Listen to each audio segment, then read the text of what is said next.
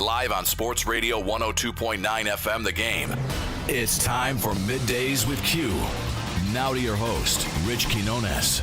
Good afternoon, everyone. 12 o'clock straight up on the East Coast. Indeed, a Wednesday edition of Middays with Q. As always, I'm your host, Rich Quinones. 60 minutes to play with as we take you up. Actually, 2 hours to play with as we take you up to 2 o'clock straight up with me, Armando, behind the glass. Angel Martinez keeping us on the air, locked and loaded, producing the show. And of course, we are coming at you live on Sports Radio 102.9 FM, The Game. Powered by Ion TV, part of the Coastal Sports Network. Yes, so indeed, 2 hours. I'm glad because that gives me an extra hour to just kind of push through what transpired with my friggin' voice over the weekend, which we will get into. But as always, 727-858-6650, 727-858-6650. Wonderful to be back in the saddle. I missed you guys. I hope everyone is doing well, and I hope you had a good sports weekend in the last couple of days, and keep it coming, keep the engagement coming on SR 102.9.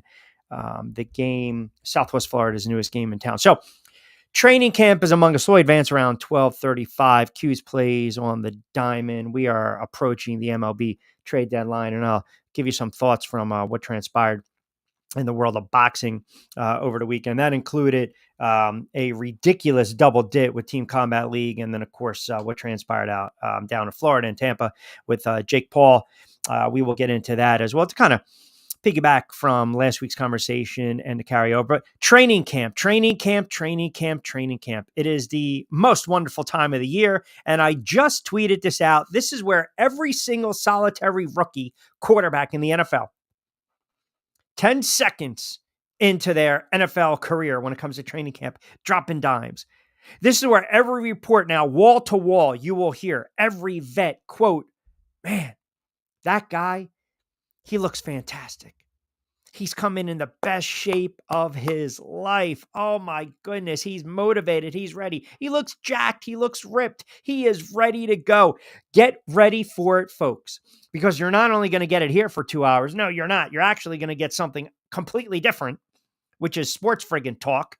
And we'll give you some storylines and why I believe for the folks down there in FLA, Miami Dolphins need to pay to it. But I'll give you I would say 4 to 5 quarterbacks that I believe need to put up or shut up going into the 2024 season. And we always like the surprises with the list, so to speak. We always have fun. But this is it, right? NFL training camp. And I say it jokingly, but it does kind of, after a while, it's almost ad nauseum. We get tired of seeing it. We just want to see the games, right? We're going to get the Hall of Fame game August 1st. It'll be Houston and Chicago.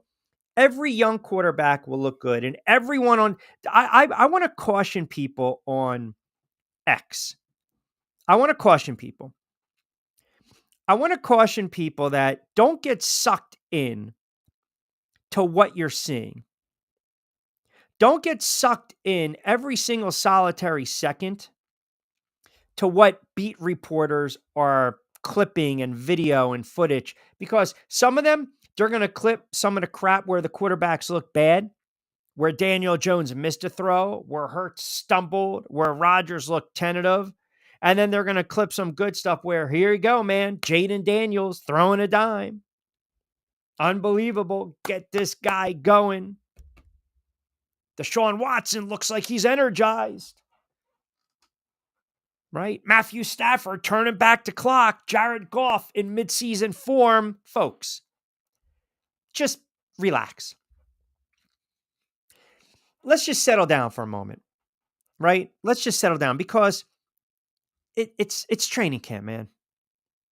It's training camp. We get excited. We get giddy. I'm not telling you to get giddy. I'm not telling you to get excited. Go ahead, have at it. But don't read into too much of what's being said out there. Look, when there's injuries and they're being reported, when guys are holding out for contracts, CeeDee Lamb, Tua, fluid situation, that's the stuff you want to take and you want to run with it. Absolutely. But we're going to see what's going to happen in a couple weeks, come September, when the season opens up. But it's a great time to be a football fan. You know why we love training camp? aside from the minutia of, oh my God, this guy's looking absolutely unbelievable and he's dropping this and he's dropping that. And here we go. He just delivered 3 babies on the way to the friggin' facility. Oh my goodness, this guy's a baller. We're excited because we are getting closer to football. And that's all that matters. We are inching closer. You know, when you're stuck in traffic, right? When you're up and down 95, or you're stuck in New York traffic or Philly traffic or the traffic down in Florida or Tampa and Orlando, and you have a couple cars that maybe move a little inch here and there, and you get excited, and then you slam on, the gas, and then you're stuck back there. But you're inching closer to your destination. You're inching closer to your destination, and that's exactly what we are doing right now. Oh, how about that? How about Debbie with a little FaceTime sneaking in there on the back door? How about that? Producer in hand. I see Angel on the little screen. I see Debbie sneaking back, giving a hand as always, as only she can. Unbelievable. The incredible shrinking Hermano. He's going to pop up at any moment. But listen, this is where we're at. And it's a great time to be a football fan, but don't get sucked into all these storylines. Don't get sucked into how quarterbacks look or how they don't look, or players come in and motivated. And of course they are. Of course. Players have to come in shape. They have to come in motivated. Some of these guys are playing for their livelihood. Some of these players are playing for their careers. Some of these guys are playing for contracts. I mean, it's just common sense. Because, see, what's going to happen is in certain situations, i.e. the Giants, for instance, because the Hard Knocks is such a debacle. I refuse to even watch that crap. It's just, I don't have any desire to watch that. It doesn't even appease me anymore. It's not appealing. But when Drew Lock looks good and Daniel Jones looks bad, what do we have? What do we have, folks? We have a quarterback controversy in training camp, right? Fields is looking good. He's scrambling. He's running around, playing with confidence. Russell Wilson, slow out of the gate. What do we got? We got a quarterback controversy, right? And it gets to the point where just enjoy what you're watching, get excited, right? Because every team believes they have an opportunity to be competitive. And sometimes when your team really stinks, it is kind of hard to get excited.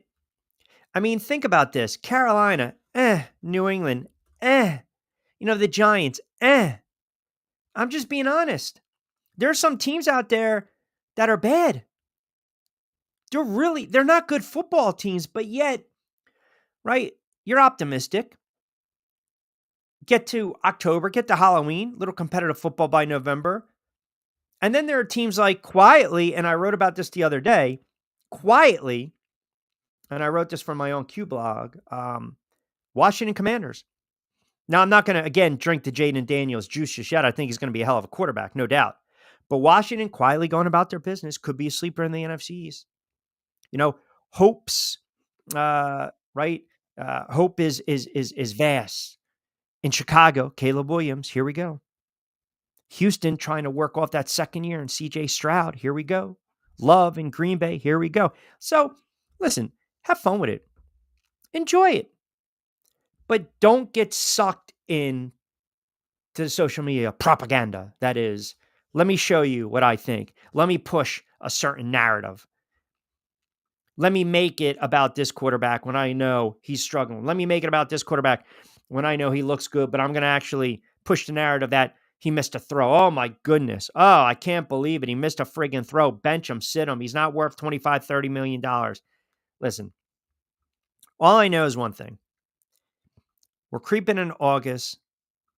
Every NFL team believes they have a shot because if they didn't, why are they going to go out there on a Sunday? But the reality is this. Only 5, 6, 7 teams really have a legitimate chance to win the Super Bowl.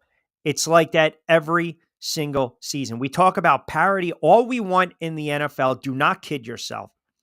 Do not kid yourself. Carolina, Arizona, the Giants, the Bears, Denver, they don't have a shot. They'll win games, but they're not making a deep run in the playoffs. They're not going to the Super Bowl. Just be realistic. Like, let's get it out of the way in July. Why not? Have fun, get giddy, enjoy what we're going to see because we only get 17 plus weeks. We have to make the most of it. But also, don't buy into every single solitary thing you see. Because I'm telling you right now, when Daniel Jones drops back to pass and he misses a wide open back in the flat, it's bench this guy. He's not ready. When Aaron Rodgers throws a dime, Aaron Rodgers is going to be MVP.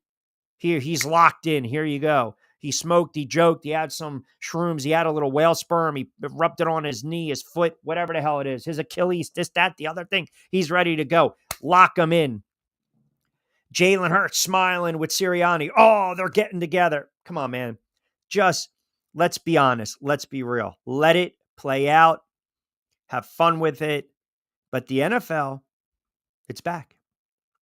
And I'm excited. I'm excited. And as for you guys down there in Florida, and I'll give you my thoughts on the other side, why I believe Miami needs to pay Tua. I'm also going to give you some of my quarterbacks that I believe it's pretty much put up or shut up time. 727-858-6650. 727-858-6650. Just cranking it up on a Wednesday edition of Middays with Q. Glad to be back in the saddle with you guys after pretty much a long extended weekend on the road, traveling, calling about 60-something odd fights. The voices getting back to where we need it to be. We are certainly always ecstatic to come live right here on Sports Radio 102.9 FM. The Game, Southwest Florida's newest game in town, part of Coastal Sports Network, powered by Ion TV for all your late-breaking news, weather, and traffic reports. Check them out online, Ion TV. And, of course, give them a follow on X. Do not forget to download our app. You got the video component now on the homepage, so when you link up, I know Angel's probably just chomping at the bit to let the new audience know what the hell he's been working on, because that's what he does. He likes to chime in when I'm getting ready to make a good transition, when I'm on fire, when I'm getting ready to go on break. He comes in with something that's not even relevant to what the hell I'm trying to do. But with that, I welcome in the incredible Shrinking Hermano. What's going on, Angel? Go ahead. Sprout what you need to sprout, my friend. How are you? Oh, geez. Here we go. Now, can I invite you back on? Oh, there he is. I was about to refresh it. Go ahead, brother. How are you? No, it's because usually I do interrupt, but then I figured today I won't interrupt as much. And yes, it's great to have you back on because you are surely missed, of course, here on the network. For those who are tuning in just now for Middays with Q, two fairly big announcements here. One is Darius Rice, former Miami Hurricane, former Miami Heat, NBA athlete, current radio host. The legend is joining, pardon me for clearing my throat here, joining us here on the Coastal Sports Network as our NBA analyst with the Talk and Hoops crew that normally you can watch the show on the evening hours from 8 to about 9 o'clock. Sometimes we give you some bonus time depending on how the hot topics go by. He's joining Coach Johnson, Coach Mack, Ron Briscoe. Ron, you guys know, worked with Nike, had a huge part in the integration when they were pursuing Michael Jordan, Kobe Bryant, and others, LeBron James, and you guys have mentioned talking about before. So it's great to have Darius Rice on board. Nice. Chris Landry, let's not forget either, from Landry Football, is joining starting, I believe, in 2 weeks. Tuesdays with Pete and I in the morning, Pete Shepard Show from 7:15 to 7:45 a.m. Ooh. And that is humongous here for our network, as he has so much NFL experience with owners and athletes. And he is, if anyone is a go-to guy, Chris Landry is the go-to guy. That's going to be great for us here on the Coastal Sports Network as we continue to evolve and we continue to grow. Also, the latest edition, if you guys visit sr1029thegame.com, once again, sr1029thegame.com, thank you all who have already downloaded the app. But for those who are new to Q's listeners, do us a favor, download the app. There's a couple reasons for it. One is because you can, excuse me, hold on. Did we have a Peter Brady moment? Yes, apparently. I'm going through puberty and I don't even know it. Exactly.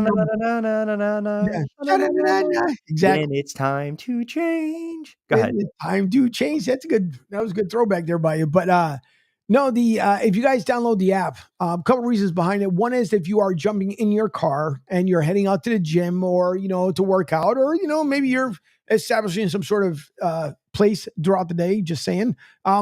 if you guys are doing so, if you're watching the live show, which you can always see on the website and you can see on the app, once you jump in your car starts up, whether it's Android, the CarPlay, pause the live video, hit the radio player, it picks up right where you left off. And then once you arrive at the gym, wherever it is, you can look at pause. that. Oh, you're Kiki.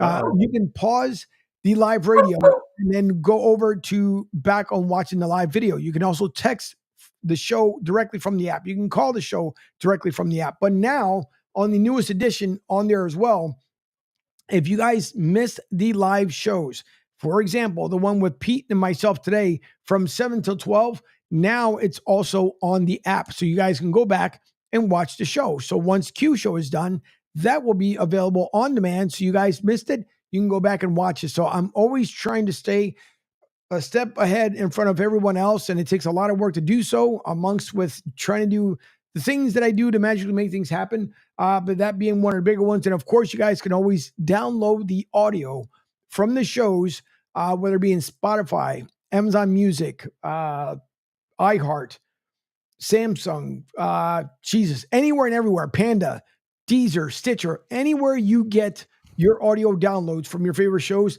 that's where you can pick it up as well. So now you mentioned what's Joey B? What is it? Is that The a dogs dog? for What is Kiki. that? It's dogs. The doggy Is emoji. that what his dog barking? Yeah. Well, it is what it is. So you're saying now when we go to SR 1029, the game, and I know we got that live video in real time.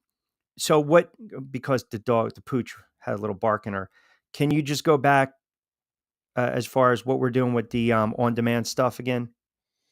Sure. Let me, Yeah, please. what I'll do is I'll bring up the shared screen here. Let me go. What a tutorial on the, I mean, wow. This is what, see, this is peeling back the curtain. Stations are not doing this. They're not giving you the tutorial. They're not peeling back the curtain. Look at that good looking face. They're not peeling back the curtain. There you go. Let's see the shared screen on the air. We are trying to just get you guys engaged and give you a little more information.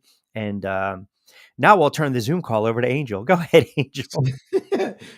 You guys can, if you go on the home screen there, by the way, if you look up top, that's where the socials are, where you guys can always click on it.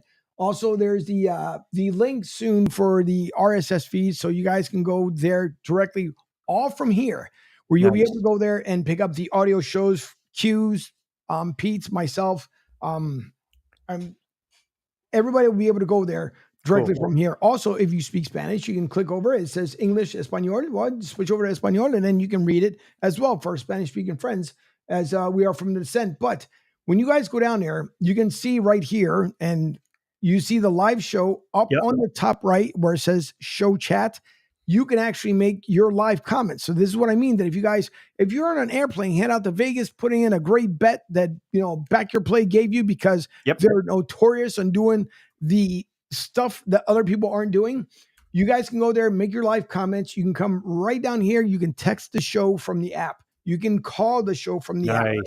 You can also download the app right here, and that's to any device. So the reason why I express it is because if you guys go to the Android and or the App Store, it's the old one that's up there. So if you guys are trying to find the old app, you'll find it, except for when you guys go to make it live, it's no longer live, because I've redesigned from scratch to make it easier for you guys. It takes anywhere from 3 to 4, even up to 6 months before they are distributed to the app stores. Therefore, I designed it from scratch, put it up there so you guys won't miss a thing.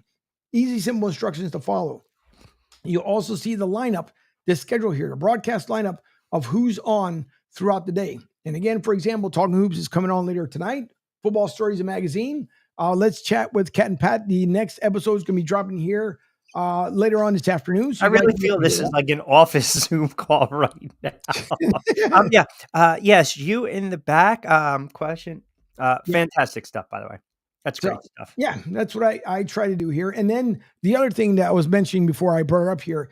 Now, if you guys missed the show, so for example, Pete and myself were live this morning. It will be up on the site that you can also be able to get it from the app. And directly to the right of that will be Q's show. So if you guys miss it, you can always go back and catch the live video play of it. So There you go. that's all the stuff we're doing. Of course, you have CSN Bets. That is part of Back Your Play. That's right. There's more to come on this stuff as well. So Yep. anything and everything that you guys want to learn, including obviously to listen to Q's latest drop, his nugget for Back Your Play, it's up there as well. So there's all kinds of stuff that's going on. And that is the end of the tutorial. As I see Joey B puts in the comments. That's and we got you covered, Joey. Absolutely. No, that's fantastic. And we will have some programming news and notes coming up very shortly. We'll keep the listeners' little teaser at bay. We'll talk about that perhaps next week. I know Angel and I and Pete were working on with the programming and the channel. So again, you guys have been absolutely fantastic with the engagement. We appreciate it greatly. Keep locked into all the shows, and we always encourage you guys to download the app, share, tell your friends, comment, like, critique. Hey, man, we're all having fun with this. And like I said, we never take it personal. But with that, I know we got to hit the break. I want to get to a lot of NFL today, Angel. Like I said, this is hey, he looked really good in shorts without a jersey on. He's ripped, he's shredded, he's ready to go pay that man his money. Wait, before you go to break, I just want to know, are you in mid-season form today? Listen, I am. I mean, I'm throwing dimes. I'm understanding the playbook. I'm in mid-season form. I feel like a Sunday. It is a Wednesday, even though I did have a little gaffe in the opening monologues. It's 60 minutes, not 2 hours. So maybe I need a little more practice time. I need to get the reps in. But eventually, I will be in mid-season form. And by the way, who knows where that mid-season form will bring us? We don't know. We do know one thing, as we always like to say as we hit the commercial break, we see you. All right, 727-858-6650. Just cranking up on a Wednesday edition of Middays with Q. Rich Quinones here. Mi hermano Angel Hernandez Martinez. Oh, my goodness. Wow. You know what? I was thinking of a fighter on Friday. His last name was Hernandez. Hey, it's okay. Wow. I'll do it. It's no different when people say, goodness. Wow. We are not in mid-season form. You know what I'm going to do? I'm going to refresh during the break. I called 68. If you count Friday night, right, 10 plus 5 or 6 amateurs is 16. Saturday was another 10. That's 26. Then if you count the double header, I don't know where Angel Hernandez was the referee, right? Or if you count the double header for Team Combat League, Jesus God, snap out of it. Yes, exactly. That is no, there's no bathroom calling. I just need to wash up and get it right, Joey B. I need to get it right. My God, just get with it. If you count Sunday, the doubleheader on Team Combat League, which aired on DAZN and Brawl Pass, there were 8, 16, 24 fights. Times 2 is 48, 1 round. No, Joey B. Listen, I'll tell you right now.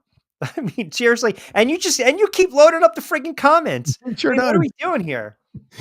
Like roses, Joey. Like roses. And I'll just leave it at that. And no, listen, the dog is fine. But we're talking 60-something odd fights. And then post-production, and then we're back at it on Saturday. So it was a very busy last couple of days. But I am excited to be back with mi hermano Angel Martinez behind the glass, producing the show, keeping us on the air. Guys, got to get in 727-858-6650. I'm putting a limit. I'm putting a limit on these comments. I will say this. She's just a sweet, loving dog. She's getting so good, aside from a bark here and there. But other than that, man, I'll tell you, when she walks down the street, she owns that shit. She just walks with confidence. Until sometimes I'm on the phone with Angel, I'll be like, I gotta go. I'm walking this freaking dog. It's driving me crazy. All right. 25 past the 12 o'clock hour on a Wednesday edition of Middays with Q. Keep it locked in. Rich Quinones here, Angel Martinez behind the glass. We are powered by Ion TV for all your late-breaking news, weather, and traffic sources. Check them out on X at Ion TV. And, of course, we are coming at you right here on the Coastal Sports Network. Give us a follow on X at CSN Florida. Follow myself, Pete, Angel, all the gang. log on, sr1029thegame.com, and check out the programming grid as well. Lloyd Vance coming up in about 10 quarterbacks under the microscope. Time to shut up or put up. No, you know what? Reserve that comment for when we come back from the break. Just monopolizing my time today is Joey. Quickie timeout, cranking it up on a Wednesday. We'll come back on the other side. Hi, folks. This is Gerard Moynihan of Moynihan Lumber, and I would like you to know that our company has been selling Anderson windows for over 60 years. See the complete line of Anderson windows at any of our 3 locations in North Reading, Beverly, or in Plastown, New Hampshire, or at MoynihanLumber.com. Ion Tampa Bay is the latest news, weather, and traffic for Pinellas, Pasco, Ellsboro, Hernando, and surrounding communities. Stay connected on X, Facebook, and their website, iontp.com. Ion Tampa Bay keeps you informed on breaking news as it happens. Southwest Florida's newest game in town. Sports Radio 102.9, the game powered by Ion Tampa Bay. We'll be right back. Adopt US Kids presents What to Expect When You're Expecting. A teenager. Learning the lingo. Today I'm going to help parents translate teen slang. Now, when a teen says something is on fleek, it's exactly like saying, that's rad. It simply means that something is awesome or cool. Another one is totes. It's exactly like saying totally, just shorter. As in, I totes love going to the mall with Becca. Another word you might hear is jelly. Jelly is a shorter, better way to say jealous. As in, Chloe, I am like so jelly of your unicorn phone case. You don't have to speak teen to be a perfect parent. Thousands of teens in foster care will think you're, rad just the same. To learn more, visit adoptuskids.org. A public service announcement brought to you by the U.S. Department of Health and Human Services, Adopt U.S. Kids, and the Ad Council. This is the story of a very special woman. In a matter of seconds, she turned herself into a great mathematician or an entrepreneur. Her knowledge was limitless and still is. She could also make monsters disappear, especially those that lurked in the shadows under the bed. Once, this woman put back together a teenage girl's broken heart, which had been shattered in 1,000 pieces, just by giving her a bear hug. She masqueraded as a regular person at work, but as a superhero at home. Everyone knows her as Gabriella. I still call her Mom. Your hero needs you now, and AARP is here to help. Find the care guides you need to help, complete with tips and resources at aarp.org/caregiving. A public service announcement brought to you by AARP and the Ad Council. Call or text the show at 727-858-6650. Now, back to Q. All right, 12:30 on a Wednesday. Cranking it up. Halfway through hour number 1. We'll take you up to 2 o'clock straight up. I see a black screen. Is Angel somewhere? Do I need to friggin' refresh again? I'm going to take a stab at it, and Angel's probably going to tell me I need to friggin' refresh, even though I did it 4 friggin' times during the break. Do I need to refresh? He says yes. Angel, take it away. Give the promos. Shout them out. Go ahead, brother. I'll see you in 20. And Q, my reminder, we'll be back here in about less than 20 seconds. But thank you all once again for tuning in. Don't forget to download. We can't say enough. And thank you for also visiting sr1029thegame.com. Don't forget to follow us on the socials. CSN Florida on X, on Instagram and Facebook. It is the Coastal Sports Network. And with that, I yield the floor back to Rich Q. Thank you, brother. So I mentioned going into the break about paying Tua.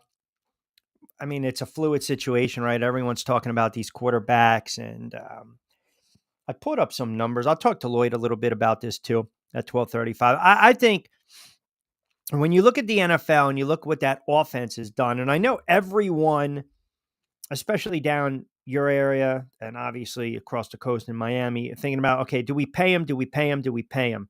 So you got a quarterback that led the NFL in passing with 4,600 yards. He averaged about 8.3 yards per attempt. He threw 29 touchdown passes, right? You look at the Dolphins offense, number 1 in passing yards, number 1 in total offense, running and passing. I mean, they were just bang, bang, bang. But I think if you look at Tua, a couple things, you're concerned with the injury history. You're concerned with the concussions. But I also believe that people are looking at Tua and they're trying to make this case that it's all about Mike McDaniel. And Mike McDaniel has this great scheme and it puts Tua in position to make plays and be quick with the progressions and the efficient passing. And here you go. You got Waddle, you got Hill, bang, you got offensive plays. That's why Tua puts up the numbers, which means he's not in line for that $350 million contract, right? So, and maybe Miami is not confident that Tua, who's just 26, can take him to the next level. Now, that's fine. You have the injury history, long history, multiple concussions. They haven't performed the postseason since he's gotten there. There's no doubt, again, they'll win their 10, 11, 12, 13, whatever it is, right? And then, boom, they vanquish in the playoffs. You want to talk about Casey on the road, the cold weather, conditions, fine. If you got a quarterback in Tua, then I guess the cons of paying him would be this. Are you game planning around Tua if you're a defensive coordinator? Is he third, fourth, or the fifth priority when you're doing the game plan? Okay? Is he relying on the quarterback system? Now, I don't like the system quarterback, whatever. I think that's an insult. That's just me. Because again, if that's the case, he's probably one of the top 2 or 3 best quarterbacks when it comes to best system quarterbacks in the NFL. Then there is, where do you want to pay him? I believe Tua is a top 10 quarterback. Okay? That's just me. I believe he's a top 10 quarterback. I think he has shown that he is a top 10 quarterback. I think he's played like he is a top 10 quarterback. And I believe he should get paid like a top 10 quarterback. And I also believe, what's the next option? Is it Mike White? Is it Skylar Thompson? Is it, I think they have another quarterback on the depth chart. So I believe every quarterback that has success in the NFL, it is because of play calling. You have to have some weapons. You have to elevate your teammates. But whether you want to say he's a system quarterback or not, why should that go against Tua? Like, why is that a knock, right? Why is that a knock?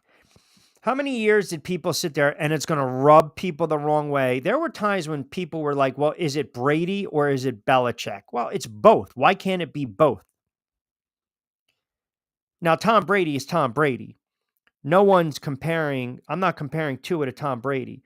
But what I'm saying is Tom Brady ran roughshod through the AFC East. It was a bad division for 15 plus 20 years. The Jets stunk. Miami stunk. Buffalo stunk, right? He never really got any pushback. He never got pushback at the end of the day. He just didn't. That's how great of a team they were. With Belichick, the roster, the coaching staff, everything was implemented. Everything was set up perfectly. But if the Dolphins have this fluid situation and they're tentative about paying Tua because of his injury history, I can say that about several quarterbacks in the NFL. But I also believe their window, and this is why I think you have to pay them and get this done and keep them happy and engaged, because their window right now, you've got New England stinks. Sorry, they're a bad team. And I think Pete Shepard, who does a great job 7-10 with the Pete Shepard Show, who's a Boston guy, will tell you that. They're not, their roster and their coaching staff, the way it's constructed, they'll be lucky to win 3, 4, 5, maybe 6 games at best. They're rebuilding. It happens in the NFL. Hell of a run. Great last 20 plus years. The Jets, we don't know what to expect with the Jets because of Aaron Rodgers. We know about the defense, but we also know about Aaron Rodgers, and we know how bad of a head coach Robert Saleh is. We just know. So we don't know about the Jets. Aaron Rodgers might be a hit away again from this time getting permanently knocked back to Tibet and retirement and calling it a day. And go hanging out with whale sperm and smoking and joking and mushrooms and finding himself and going into the cave and whatever. Psychedelic this, psychedelic that. And then you have the Buffalo Bills. The Buffalo Bills are like the San Diego Padres. They got great talent, but they're always underachieving. And now you take away Diggs from that offense. Good luck, Josh Allen. Point being is, it's there for Miami. It was there for Miami last year on a Sunday night, but they just defensively had their laps against the Bills and Josh Allen. Miami, the Jets, Aaron Rodgers is a hit away, man. New England's going to be bad for a couple seasons, and Buffalo is just so inconsistent, and they can't get over that hump. It's there for Miami over the next couple years to own the AFC East, just like the New England Patriots owned the AFC East for years. And that's why you got to sign this kid. He's completing 70% of his passes. I mean, he's a good quarterback. And I get it. Struggled against Baltimore, struggled against Buffalo in the end of the season, threw 4 interceptions, 3 touchdowns. They didn't secure the AFC East title. He only threw for $199. He had 1 score and a pick in the postseason loss, the wildcard loss on the road against Kansas City, where everyone loses. And I know we went back a couple seasons ago. He considered retirement. He missed 6 games due to concussion. He sidelined last season for the Pro Bowl game. He was in concussion protocol. With all that being said, name me a better option right now. And also, look at the way the AFC East is playing out. Look at the way it's playing out. You got an opportunity to make some noise. You got an opportunity to win the division. You have an opportunity to get a pretty decent seeding. Miami, I think with that offense is going to be able to score a lot of points. I really do. And I can tell you right now, Baltimore's going to be Baltimore, but what has Lamar Jackson done? Right? Kansas City's always going to be Kansas City because they're Kansas City. They're looking to win their 3rd straight Super Bowl, back to back to back. Everyone knows about Kansas City. No, Mahomes, Andy Reid, here you go. Houston's still a young team trying to figure it out. Jacksonville's inconsistent. Pittsburgh's an aging team. Cincinnati is an enigma. You can't figure them out. Denver's got quarterback issues. The Chargers are underachieving. Who's to say it can't be a 2 or 3 team race in the AFC and Miami can be one of those squads? They were 11-6 last year. They were plus 105 in point differential. Okay, they got to get better on the road, obviously. They were just 4-4, but they played really well in the division. They were 7-2 at home. What are your other options, Miami Dolphins fans? I mean, are you really going to sit here and believe Mike White's going to be the answer, or Skylar Thompson? Or the 4th string kid from UTEP? I think it's Gavin Hardison. Those aren't options. And the way the NFL is right now, you pay the quarterback. And you worry about it later. And sometimes it bites you in the ass. Just look at the Giants. New York Giants overachieved a couple years ago. Brian Daboll's first season. They won a bunch of games. They were ugly games. Daniel Jones's legs, Saquon Barkley, his legs, Jones's toughness, his arms, his legs, right? Adding the 7 rushing touchdowns. They won a bunch of games. They had some ugly wins. It's the NFL. You don't get, scored on right style points. Nobody cares. Just win. That's all we're concerned about. Win. Get into playoffs. They won on the road and they beat the Vikings. And then they got waxed by the Eagles because they were very ill prepared. They gave Daniel Jones $160, $40 million. Here you go. And now it's almost like a loveless marriage. I mean, you watch that Hard Knocks nonsense and I flick it here and there and I just laugh. I mean, if you put a gun to the brass's head, they wanted Jaden Daniels, who, oh, by the way, by all accounts is throwing dimes in training camp. So, put the statue, get the bus ready for Jaden Daniels in Canton. Because again, if you're throwing dimes and it's training camp, you're ready to go.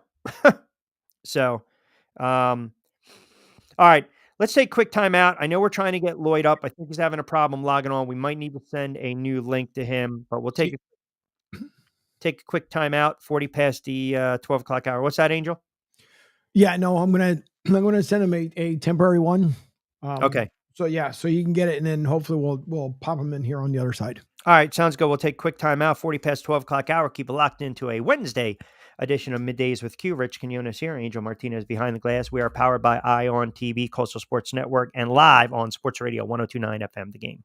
Hi, folks. This is Gerard Moynihan of Moynihan Lumber, and I would like you to know that our company has been selling Anderson windows for over 60 years. See the complete line of Anderson windows at any of our 3 locations in North Reading, Beverly, or in Plastown, New Hampshire, or at MoynihanLumber.com. Hey, Dad, your prescription will be ready in just a minute. Hey, Dad, your laundry will be ready in just a minute. Dad, your lunch will be ready in just a minute. Hey, honey, why don't you take a minute? When you help care for a loved one, you give them as much time as you can, making sure they're safe and comfortable. But it's just as important that you take some time for yourself. At AARP, we can help with information and useful tips on how you can maintain a healthy life balance, care for your own physical and mental well-being, and manage the challenges of caring for a loved one. Because the better care you take of yourself, the better care you can provide for your loved one. Thanks, Dad. Thank you. You're there for them. We're here for you. Find free care guides to support you and your loved one at aarp.org/caregiving. That's aarp.org/caregiving. A public service announcement brought to you by AARP and the Ad Council.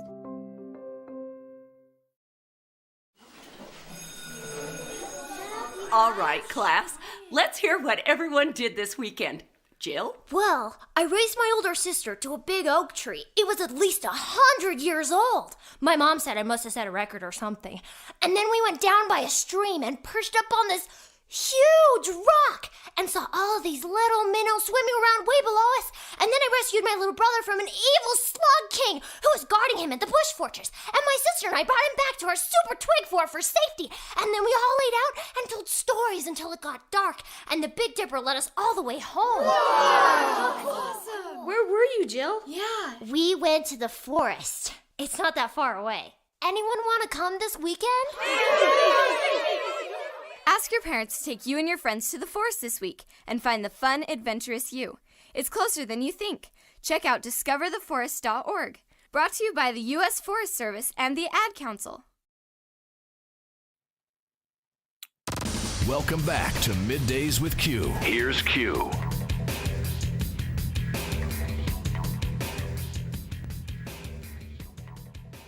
All right, 12:44. Uh-oh, here we go. He's going to tell me to refresh again. You can't see anything? I cannot. Ay, Dios mío. I don't know what's going on with you today, but...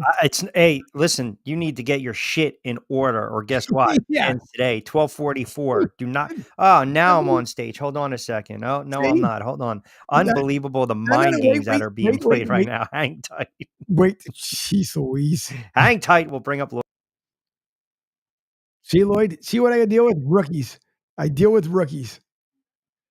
Goodness gracious.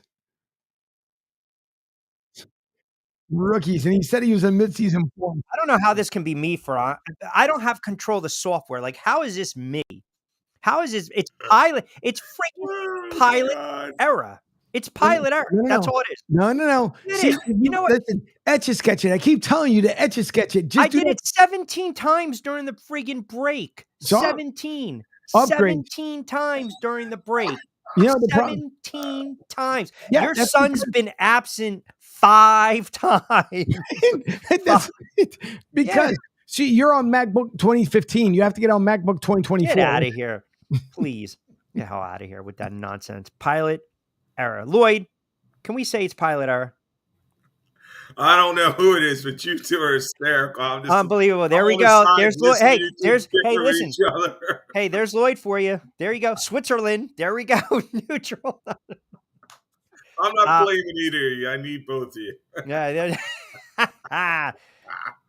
The truth comes out. Lloyd Vance, our good friend, host of Lloyd Vance's Insider Football on 102.9 FM The Game. And, of course, joins me during Middays with Q and our gambling pod Back Your Play. Kind enough to join us. All right, my friend, I'm not sure if you mentioned this or you will mention this next week, or you talked about it a little bit already this week. You know, training camp. We love it. We get enamored. We get excited. But I don't really need to see every single solitary quarterback looking great, throwing dimes, every rookie ready to be enshrined into Canton, all these veterans looking great, coming into shape. Like, my God. I get it. It's because of social media, but I'm already seeing it with Jaden Daniels. I already saw what Daniel Jones missed a throw. I'm already seeing it with Daniels dropping dimes. I don't care. I bring it up because I just kind of chuckle. Ultimately, let's just get to Sunday in the NFL when the season starts. But hey, man, every team believes that they've got an opportunity. I'll throw out the first question to you. I believe there's only 5 or 6 really good teams in the NFL. I think the rest of the league stinks. Would you agree? Or I would say average parity. Would you agree with that or not?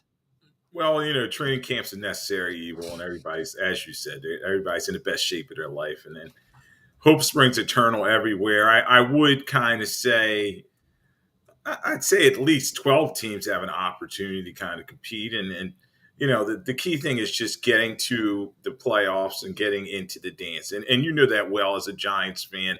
Look at those 2 Giants teams that won Super Bowls in 2007 and 2011. I mean, their records were not stellar, but they got in the dance, and then you just never know what can happen, especially if you have a quarterback that's hot. Yeah, and let's actually stay down with Florida for a moment. I was talking a little bit about Tua and his contract situation. I know that Miami came out and said it's kind of fluid with the participation day to day, and I guess there's pros and cons when you look at Tua. I kind of ripped off offensively some of the pros. Again, you look at all the points they scored. He threw for over 4,600 yards. I get it. He flopped against Baltimore, bad loss late against Buffalo, and then of course on the road, the wild card game against Kansas City. I look at this like, what's the other option, right? I mean, he's putting up pretty good numbers. Is it Tua? Is it the system? Is it McDaniel? As much as I don't like to say system quarterbacks, I think it's okay if somebody says you can be a system quarterback as long as you're benefiting from it. So do you believe Miami should pay Tua, or do you believe it's in the best interest for Tua to hold out of training camp and try to get, that monster contract, $300 million? Yeah, Q, and this is a chicken and egg situation because, they work so well together. McDaniel puts Tua in great spots, and obviously all the offensive weapons that they have, Etienne and the receiving core is just ridiculous there, and they're going to help him out. And it's the world we live in where these quarterbacks are going to get paid, Q, and they're going to get paid $50 million plus. And if I'm the Dolphins, and he seems to be their guy, Stephen Ross, the owner there, Chris Greer, the general manager, he seems to be their guy. So I think they are going to get a contract done with him. You'll probably see a similar situation with Jordan Love with the Packers, but some of these guys may need to wait a little bit. But before the end of the camp, it'll all be buttoned up, and these guys will be ready for the season. So, when you're talking about $50,000 per day, when you're under contract, missed day, that adds up quick, and these guys don't want to miss out on that money. Is Tua, in your opinion, a $300 million quarterback? Is Tua a top 10 quarterback? Or do we just look at the numbers and say, by virtue of the numbers, he's top 10, but he's not good enough to lead Miami deep into the playoffs? Q, when I did my list, he was not in the top 10, but the thing is, he can lead them to the playoffs, but until he proves that he can win consistently late in the season, cold weather games, where everything's not in perfect condition for him, I'm going to say he's not a top tier quarterback, but he's going to get paid like one, but he's got to prove it. Josh Allen has set the barometer high in that division, and he has just not lived up to it. But Tua, he seemed to overcome the injury bug. That was a big question for the last couple of years. And we'll see if he can ascend, but he's got to take that next step forward because Josh Allen's just so much ahead of him. And you talk about that bad performance in the playoffs last year. Well, that almost kind of, I guess you can say, strengthens almost my argument. Like I look at the NFL and I look at the quarterback position, and I think there's some really, handful of very good quarterbacks. And then I think also the rest, there's just not very good quarterback play. So I thought it would be more beneficial for the Dolphins to lock him up at just 26. I understand the injury history, but I believe right now, and this is me, I believe the window for the Dolphins to win is now. And I also believe that the way the AFC East is, the Dolphins can turn around and dominate this division like New England did maybe over the next, 3 to 5 years. New England did it for a long, long time, but just being the way it shapes out with Aaron Rodgers in New York and New England rebuilding, and then the Buffalo Bills inconsistent. I think Miami Dolphins, they lock up their pieces, they keep Tua happy, and they've got an opportunity to just kind of run roughshod through this division over the next 3 to 5 years, the way the division is right now. Do you agree with that or no? I think they can be competitive, but they got to knock the Bills off that pedestal. The Bills have won that division 4 straight seasons, and yes, they've had a lot of defections with Diggs and some other guys, Gabe Davis leaving as well. But right now, I have to put the Bills in the driver's seat in that division. But Dolphins are breathing down their neck. I want to see that defense step up. Phillips coming back from that bad leg injury is huge for the Dolphins. They got to have that back end and some pass rush going for this team, because they got in a lot of shootouts. You talk about the number of the points they scored. I think they were second in the NFL in scoring, right behind Dallas. But a lot of times the defense just couldn't stop somebody, and then the offense was putting up big numbers. And the big thing, Q, obviously, with this team is they played 6 teams with winning records last year, and they were 1-5 in those games. So they really have a lot to prove here. But obviously, when you talk about Tua, he's their guy. Most of the teams are afraid to, tear it down a quarterback and start anew, especially when they've invested so much in a player. So I just think they bring Tua back, they pay him, and then they kind of see how it goes from there. But so many weapons on his team, and it's exciting to think about Hill and the rest of the guys going into the season. I'm not sold on Buffalo. I think they're an enigma, and I'm not sold on the Jets. I think the head coach stinks. I think Aaron Rodgers runs that show, and I think Aaron Rodgers is a hit away again. And we know New England is going to be a bad team. That's kind of my thought process on the AFC East. All right, so I mentioned this the other day. Let's go to the NFC for a moment. We'll get to the Dallas Cowboys. We'll get to the Giants, and we'll get to Washington. But I want to start with the Philadelphia Eagles. I know already a couple of injuries, a couple of players banged up. And I know there were some reports that were coming out from last year that, Hurts, it's well documented, Hurts and Sirianni were not on the same page, but players were not enamored by the offensive play calling, which was pretty much a Nick Sirianni run type of offense. So if that's the case, and you bring in a different offensive coordinator, you bring in obviously another defensive coordinator, but sticking to the offense, do you believe it'll take a couple weeks for this Eagles offense to get it going? We know when the season starts, defenses tend to be ahead of the offenses, but what do you make of that report coming out? And maybe it contributes to Hurts and Sirianni not being on, the same page. I mean, it strikes me as, is this a, work in progress? I know there was a question asked very recently of Jalen Hurts. He cut off a reporter's question regarding offseason reports of tension between himself and Nick Sirianni and shut it down. Okay, fine. But when you have, the head coach not putting too much stock in reports of the disconnect, I'm a believer in this.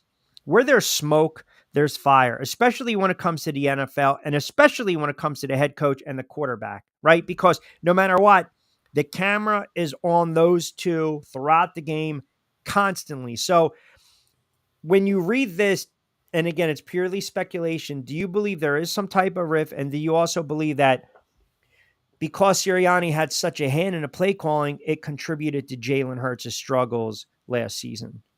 Well, Q, a lot of people I talked to said that Jalen Hurts was very close with Brian Johnson, and Brian Johnson had kicked him out the door, and they said it was all him. But we're finding out later on, after talking to some people around the team, that it was a Nick Sirianni production. It was he was in charge of the whole kit and caboodle, and they get rid of Johnson, and Jalen Hurts was not happy about that. And the thing is, I don't know if it was the coach or the not making the adjustments on the field at the quarterback level. He put the ball in harm's way too much last year. We talk about those 15 interceptions thrown a double, triple coverage, trying to force it into A.J. Brown. And he's got to do better. So I would say that this is a work in progress. Obviously, that's what training camp's for. The thing is with the Eagles, much like I was talking about the Dolphins, there's just so much firepower on this team. I did my top 10 offensive units, and the Eagles came in at number 3. So they just have so many weapons. Hurts got to protect the football. And then they're going to lean on Saquon as well. So I think the Eagles should have a good bounce back season, but they got to get that rift out of the way because it's clearly there. And Sirianni is on a last year's contract. So who would they side with if this does not work out? Which also leads me into this. They bring in coordinators that have NFL coaching experience. I know people will say, stop pushing that narrative, stop pushing that narrative. But that's the nature of the beast in the NFL, right? Because you and I have said this for the past several years, even when they made the run to the Super Bowl. Like, is he a cheerleader or is he a coach?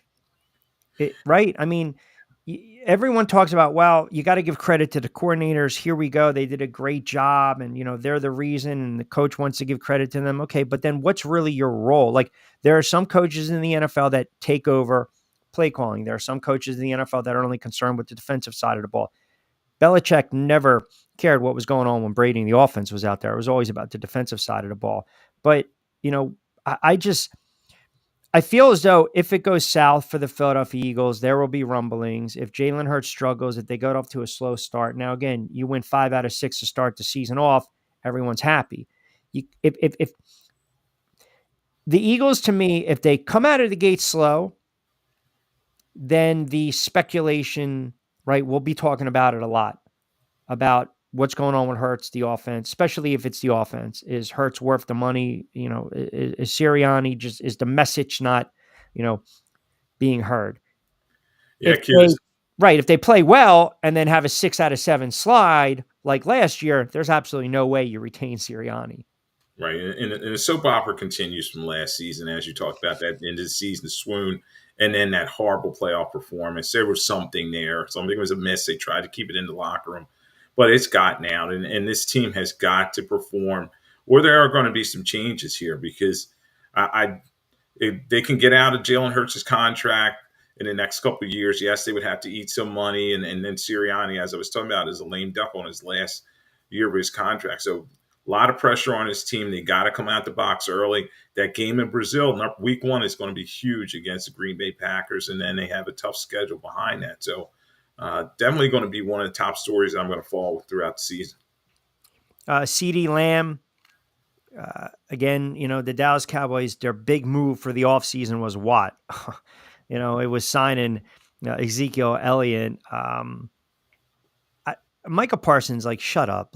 I'm so tired of hearing about Micah Parsons. Every time something's going on in the NFL, this guy's got a comment about friggin' everything, how the organizations run, how the franchises run, how players should be played, this, that, the other thing.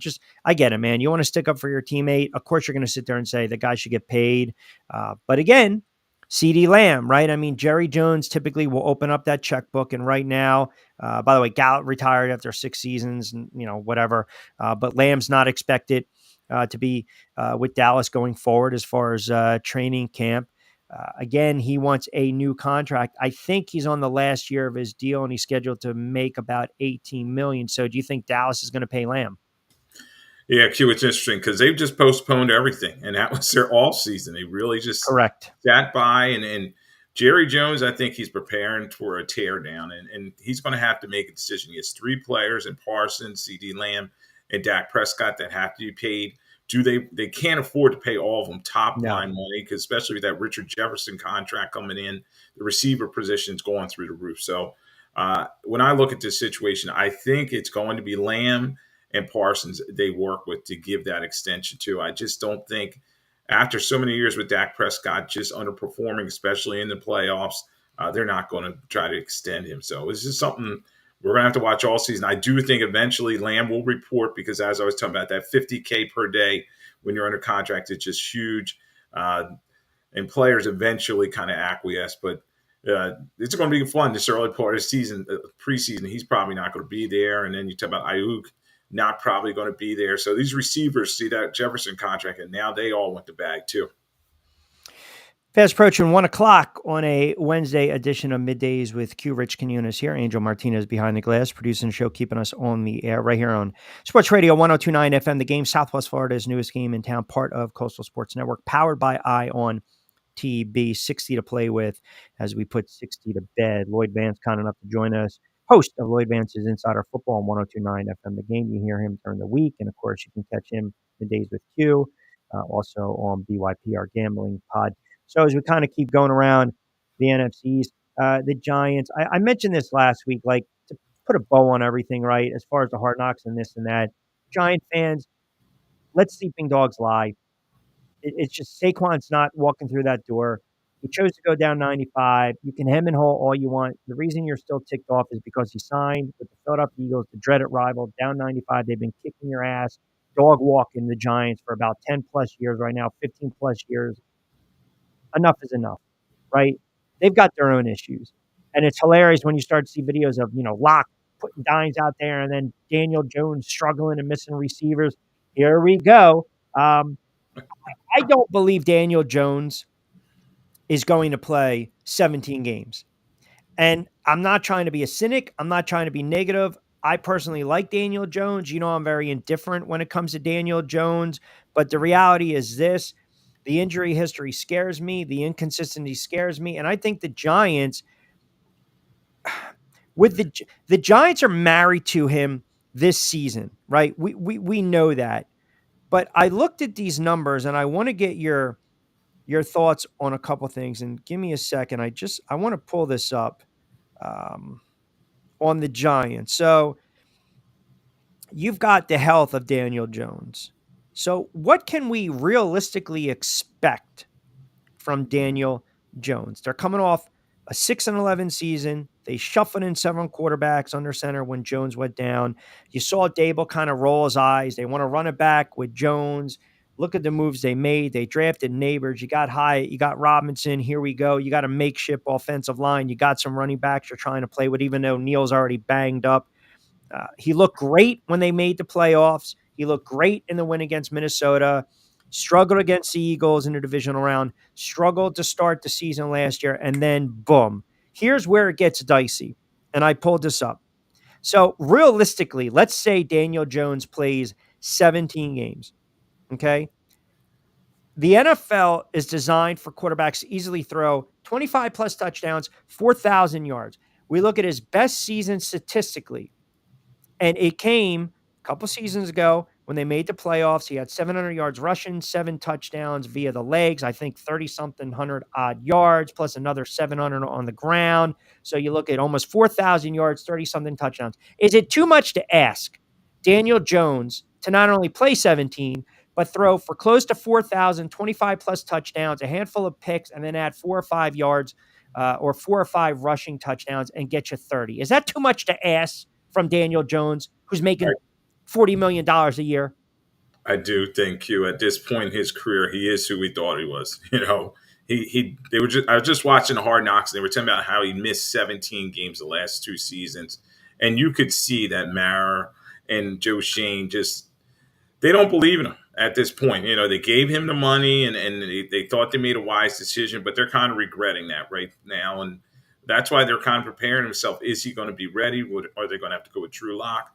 But I do think that you were alluding to that this may be Daniel Jones' last season as a Giants starter. He's got a lot of pressure on him. And then when you look at this roster, they've been tinkering that offensive line forever. They seem to have some nice pieces there, guys that are former first rounders. But, I just don't think Neighbors is enough for them to kind of jump ahead of the Eagles and Dallas. And then I think Washington has actually gotten a lot better this offseason. Yeah, so the Giants could be looking at last place in this division. Yeah, I mean, they were salivating, the Giants brass was, when they were doing the whiteboard exercise with Jaden Daniels. But the numbers, right? So, look, Daniel Jones is talented, but he's inconsistent, right? So, if he suffers a serious injury, which means he goes down again, knock on wood, you never want to see that happens. That's going to prevent him from passing, and I pulled up my notes, it's going to prevent him from passing a physical at cut time next season. So the Giants technically would have to sit him or sit alone at the table with $25 million of egg on their face. So $25 million is part of his non-guaranteed $30 million salary in 2025. So is it a situation where he can be benched and you bubble wrap him and you keep him off the field? Yeah, it's going to be interesting because Daboll's going to have to make that decision. And he's not, enamored with Daniel Jones. So if they're struggling And he talks to Shane and Marin. They come to this decision. Look, we're going to move on for him. Yes, they may send him home. You famously remember Derek Carr being sent home by the Raiders, and they knew they were getting rid of him. And it's happened in organizations because it's just so much money, and they don't want to worry about that carrying into next season. So Jones needs to get off to a hot start and play, most importantly. And I'm just not sure that ACL is ready to roll for the start of training camp. And he's got to have a good season. So, but I just don't see that happening at this point. Yeah, he's one of the quarterbacks that I kind of have in the put up or shut up time, right? I mean, I have Daniel Jones. Believe it or not, I can't even put Dak or Jalen Hurts on that list anymore because Jalen Hurts got to a Super Bowl. I'm over Dak Prescott. I'm over Dak Prescott right now. You're foolish if you pay Dak Prescott. But a couple of those other quarterbacks I have, Josh Allen, Joe Burrow, Justin Herbert, Trevor Lawrence.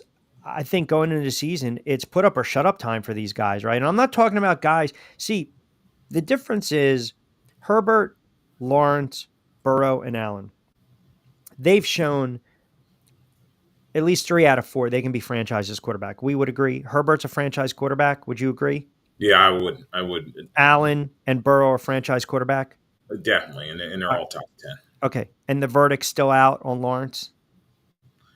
To me, he's obviously their unquestioned starter. He's not top 10, but he's definitely got a lot of pressure on him now at he's highest paid quarterback. So if you kind of go by what I just said, then Buffalo has always underachieved, and now again you lose Diggs. Burrow, Cincinnati with a bad line, they got to the Super Bowl. You've got Jacksonville, and again, you have to look at this objectively. Like, think about this for a moment. If you're listening in Jacksonville and you're a Jags fan, look at that division. Indianapolis is going to get a little better. Tennessee's a bad team, but Houston's on the rise. And then you've got Jacksonville clumped in there 9-8. They fired Caldwell last year. You look what happened late down the stretch. The quarterback did not play well. I mean, you're allowed to have questions going into a season when you start a season like Jacksonville did. I think they were 8-3 last year at one point, and then they lost to Cincinnati, they lost to Cleveland, they got waxed by Baltimore, they got waxed by Tampa, they blanked a bad Carolina team, and then they closed out the year and Trevor Lawrence throws for a couple picks and 260 and a loss against Tennessee, and they don't make the playoffs. So to me, it's put up or shut up time for Trevor Lawrence because, to your point, he just got paid. Allen, it's put up or shut up time. Or Allen, or the head coach might be out. Burrow, I believe the same thing. Burrow's very talented. Herbert's underachieving. How much patience do we think Harbaugh will have with that quarterback? So those are a couple of my quarterbacks that I believe it's put up or shut up time. Q, it's crazy. If you're not Patrick Mahomes, there's question marks with a lot of these quarterbacks. And we know the way the quarterback carousel turns really quickly around the National Football League. They can be out on a quarterback after a couple seasons, especially if you're paying them a lot of money and they're coach killers, GM killers, and the owners just are not patient like they used to. So a lot of pressure on those quarterbacks. You talk about, think about Bryce Young. There's a lot of pressure on him. Former first-round pick for the Carolina Panthers. Can he get it done? I'll talk about in the Falcons, Kirk Cousins. They gave him all that money coming off the Achilles injury. And then they draft Michael Penix Jr., right? So he's breathing down his neck. That's a big one. And then, of course, Aaron Rodgers. That is going to be the storyline of all training camp. Is he prepared? Is that Achilles healed? Should he have been there, not been in Egypt or wherever he was on his hiatus, getting the team ready? So there's a lot of question marks with these quarterbacks. And, every evening of training camp, there's going to be that report coming out, like you were saying, which is, I think, crazy. Showing completion percentages by these quarterbacks in training camp, but that's where the pressure is, and these guys got to get it done because when you're talking about $55 million and upwards per season for these guys, they take up such a large part of the salary cap. They got to get it done. Yeah, you mentioned Aaron Rodgers, right? His entrance the other day and the garb. What he was. He's a guy that he's such a friggin' hypocrite, man. He really is a clown. He really is. I'm not talking about how great of a quarterback he is, but he's such a clown. Like last year was, hey, you had a cup of coffee, you had 4 friggin' snaps, and you're talking about, being the leader of the team. Get the hell out of here. Go make your million when you're jumping on McAfee and sprout out the friggin', the COVID crap, the conspiracy theory crap, the whale sperm crap. It's like enough is enough. Like you can't sit there and bark and start talking about be a leader and we don't want any distractions when you're not really even part of the team. You had 4 friggin' offensive snaps. And then to add insult to injury, the head coach that, we love to absolutely rip Robert Saleh. You got Hassan Reddick who's holding out. Now, who's responsible for that? Is it the head coach or is it Reddick?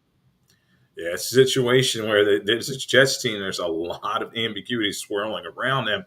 And particularly talk about Reddick, the Eagles were like, all right, they knew they weren't going to be able to pay him, and they got what they could from the Jets, and basically it was a 1-for-1 with him and Huff. And it's going to be interesting to see if they can get him into camp. But I'm already hearing Woody Johnson was fighting with Salah in some NFL type situations, and I think the road's starting to set up for this team. If the season goes awry, you're going to see a tear down here, and with Rodgers, there's no I in team, but there's definitely me. It's all about him, So he's got to motivate, though, these young guys. They have some talent there. They brought in some veterans leadership to help him, and a great defense. Let's not forget about that. But a lot of pressure on this Jets team because they've severely underachieved, and they'll point to Zach Wilson and the way he played. But the Jets have to step it up, or at Rodgers in his last year, he's going to be done with them, and then Salah's going to leave as well. 18-33, 353 winning percentage. There's odds out top head coaches that are getting fired. 3 of the 4 reside in New York, right? Eberflus, obviously, in Chicago, but then you got Brian Daboll, Giants, Robert Saleh, Jets, and then McDermott, Buffalo. I mean, think about that for a moment. I mean, you're talking about Buffalo, the Jets, and the Giants, major markets right there. And everyone can sit there and say that, he's, a different guy, this, that. It doesn't matter. Yeah, it's like, I hate to bring up the Giants in this regard because it's apples and oranges. But Coughlin had a track record of turning franchises around. Jacksonville and then the Giants. So he decided, if I'm going to get fired, I'm going out a different way. At least they had a semblance of success, right? Leading up to 2007.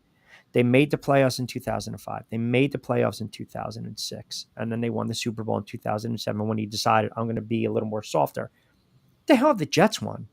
Like, eventually you have to just sit there and say, it's not working with this guy. And we're seeing it right now in the NFL. Like, patience is running thin with these head coaches when it comes to the quarterback, and with these owners when it comes to the GMs, and with these GMs when it comes to the head coaches. Washington. I mean, come on. You lose 8 straight and you get waxed by the Dallas Cowboys. Ron Rivera should have been gone prior to last season. Eric Bieniemy, the 1-year experience, blew up in their face, right? So now you have a cultural change. You bring in Harris. You have new leadership. You bring in Quinn and his guy, Kingsbury, work with Daniels. Hence, the Washington Commanders just quietly going about their offseason, and they could be a sleeper. They could be a surprise. But these other teams, push comes to shove, some of these head coaches, you got to say to yourself, how in the world do they still have a job? And Robert Saleh is one of those guys, nice guy, but not a good coach. And I feel like the only reason he's still there is maybe because Aaron Rodgers, like, give me one more year with this guy. I don't know. Yeah, Q, and everybody's going to preach patience when it comes to all these people you're talking about on the hot seat.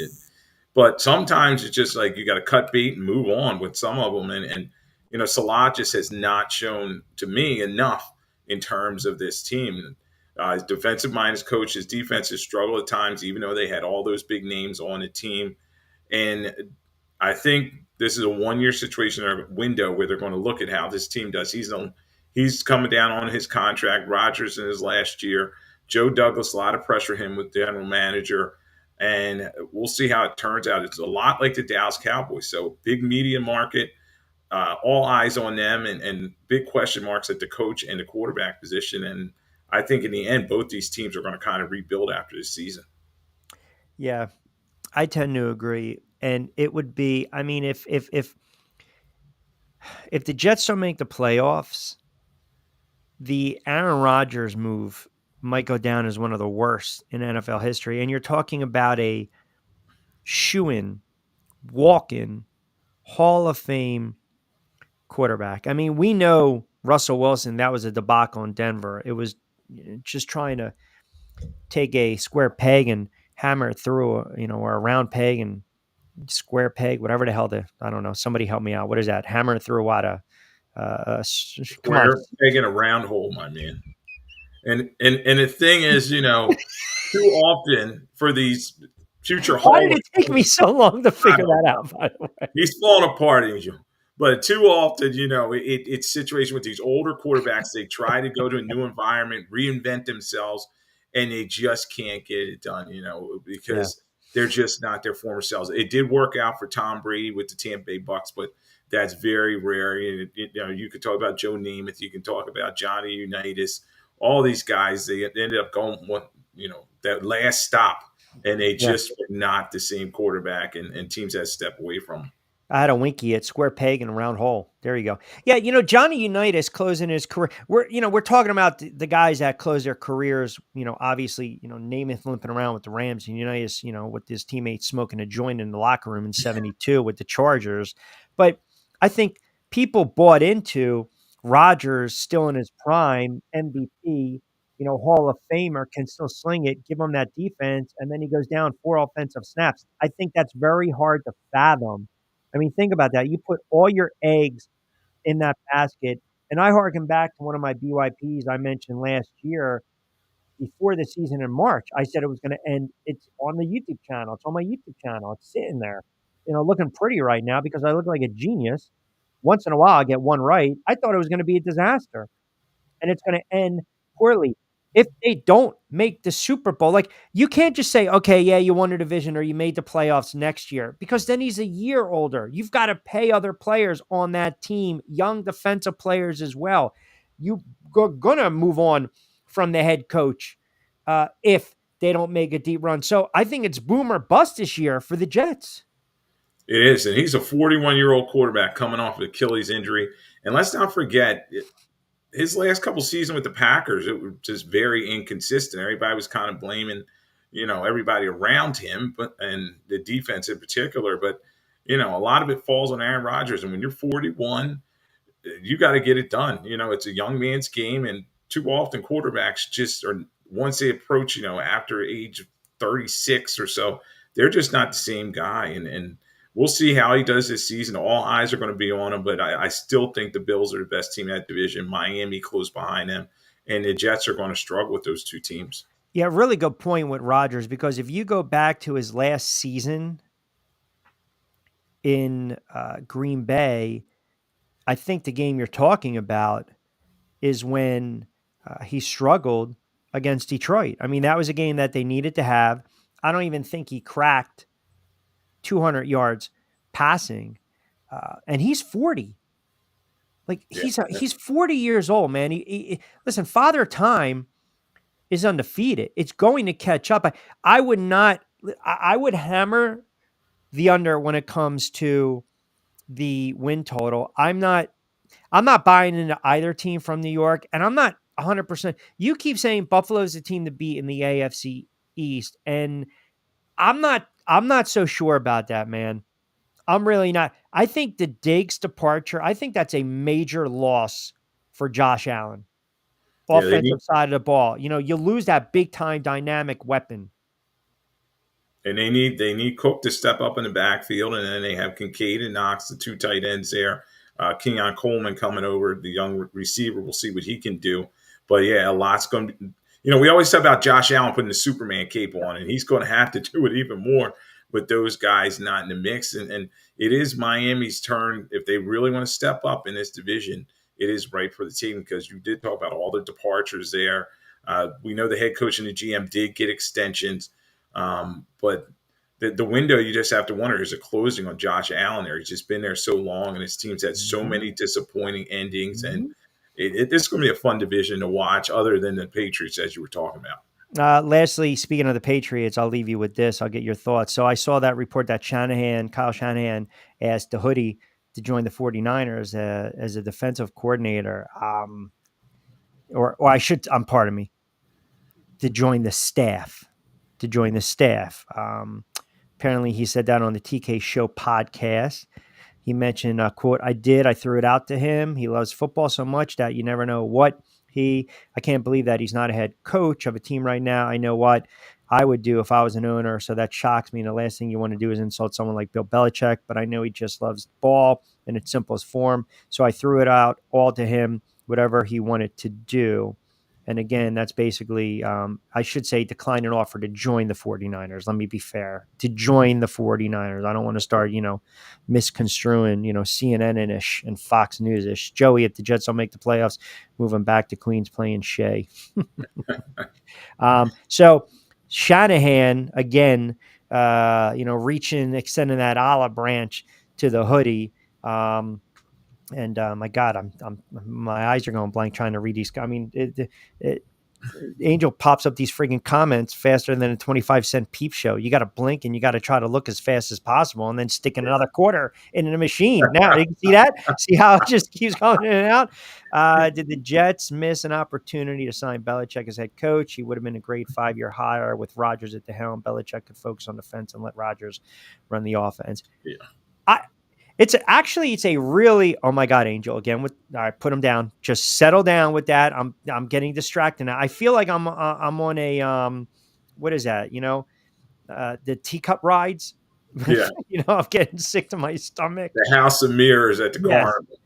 So it's a very good point that Joey brings up. You and I talked about it a lot last year. I was going to be shocked if the Jets even consider it, but I thought that would have been a great revenge for Bill Belichick. But they decided they wanted to keep Robert Saleh.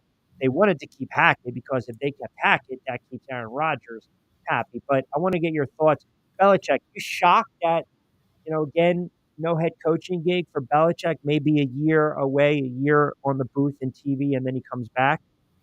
Well, the thing is with Belichick, these teams are talking about maybe as an advisor role. You bring him in, he's on his staff, but he's not on the staff. And then, that's a lot of pressure on whomever is there in the defensive side of the ball, having somebody of his ilk looking over your shoulder. And then everybody I've talked to said that he wants to kind of sit out this season, look at opportunities at the end of the year.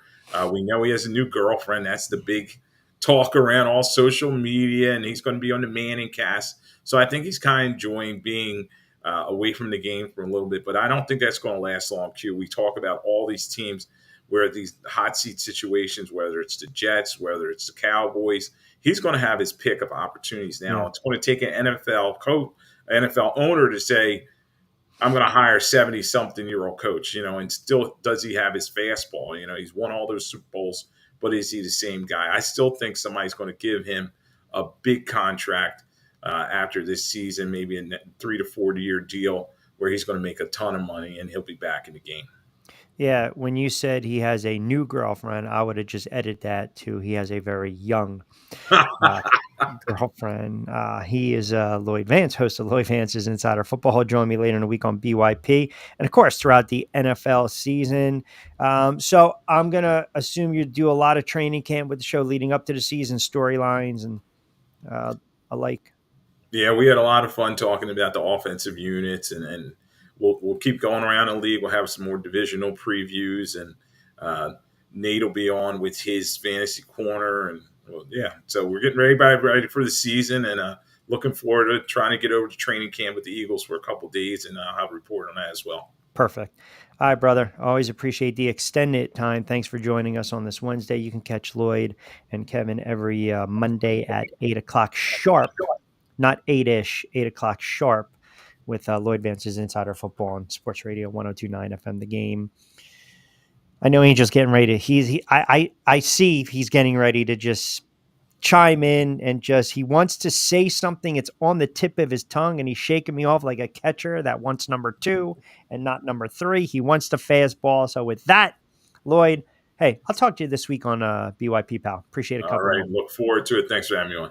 All right, there you have it. My guy, Lloyd Vance, host of Lloyd Vance's Insider Football. You catch that. That's always a great show on demand as well. Oh, there he is. Now he pops up on the screen. You look like listen, your MO is as soon as I'm going to break, you got to chime in. You are like Columbo. like with one more thing. You know, let me ask you one more thing. Yes. What's going on, Angel? Oh, nothing. I was just a couple of things that kind of amused me as you guys were talking about certain things. I was looking at a couple of things up, and just some of the stuff is just people and their nonsense is the best way to put it. And I'll leave it at that. We'll talk after the show's over. I thought you were going to light me a little bit. No, it was like, because some of the stuff, you know, how you mentioned on the top of the hour on your show there at 12 o'clock, how people were talking about how these guys look. Someone put out there, and I won't put out the name, but they're saying that Daniel Jones is throwing dimes. I'm like, really? What, 10 minutes into practice? Well, I mean, you know what? It's on X, so just tell me who the reporter is so I can pull it up myself and laugh. Who is it? Hold on. Let me scour back. Let me guess. Connor O'Hughes. No. Who is it? Believe it or not. Hold on. See if they're freaking legit or not. I got to see if I can find it all over again. All right. I saw the one with the Bucks. And so FanDuel put out he's already in midseason form, and of course that was a laugh out loud because he missed the wide receiver. So Jay Daniels MVP is for the Commanders. Yep. Yeah. I mean, right now, why not? Offensive Rookie of the Year. I think I have those odds up if you're curious. That's why I stopped. I mean, I would not be able to cover any training camps anymore, especially with the way social media is now. I would just get so friggin' annoyed. Because the problem is like all these people want to be, I'm the first. No, first. That's not it. That's not, let me disagree with you. That's not it. They want to push their own narrative. Right. That's how they get their clicks. That's what I mean. They want to push their own friggin' narrative with crap. They're going to do it in Philly. They're going to do it in New York. They're going to do it in these certain markets. And you just have to take it for what it's worth and just call them out. I mean, ultimately, because a lot of them are just full of shit. Daniel Jones can go 5 or 5 in the red zone on 7-on-7, but they're going to post the one time that he misses the throw to the running back in the flat. I mean, that's why I'm saying, like, I don't care. Like, it's like the portion of training camp where every quarterback looks great and every guy looks in shape. Okay. Have at it. Keep posting your stuff. Get the click, gets the eyeballs. That's fine. You know when? We'll know when the season starts. Yep. Period. Do you know what also gets the clicks in the eyeballs?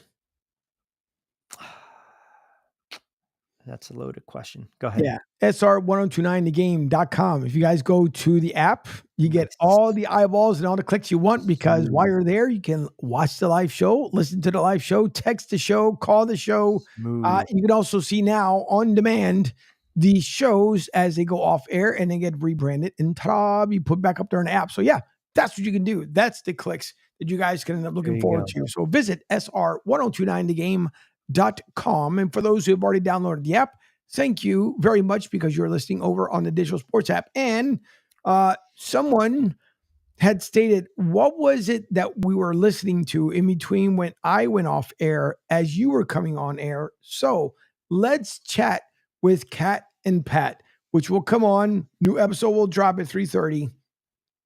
If you guys want actual raw conversation, they hold absolutely nothing back, because the text that I got, I was cracking up and I said, oh, don't worry, it gets even spicier. So if you guys have missed, let's chat with Kat and Pat. Listen, before I put up the new episode, listen to the one at 3:30 this afternoon. And then it's after Marshall's time with Jonathan and Josh Marshall. But listen to that at 3:30. You talk about a spicy meatball. There is no holds barred. Literally no holds barred. Because if you guys remember, I said on my show is that I allow people to say what they want on this network. Why? Because I believe in freedom of speech.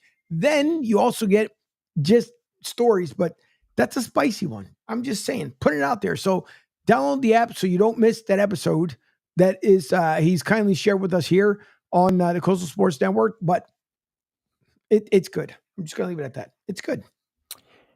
1:30, about 30 to play with on a Wednesday edition of Middays with you. Rich Quinones. Angel Martinez right here on SR 1029 The Game. Don't forget to download the app. Check us out as well on demand. You got the programming grid, as Angel mentioned, all the great shows, sports radio, 1029 FM The Game, Southwest Florida's newest game in town. We still have our plays to come. Get into a little baseball on the other side, and I'll read off some Facebook comments regarding the Eagles, the Giants, some Cowboys fans chiming in as well. You can engage us too on all social media platforms. And of course, follow us on X if you guys are on there. Obviously, it used to be Twitter. We still call it Twitter, whatever, X at CSN Florida.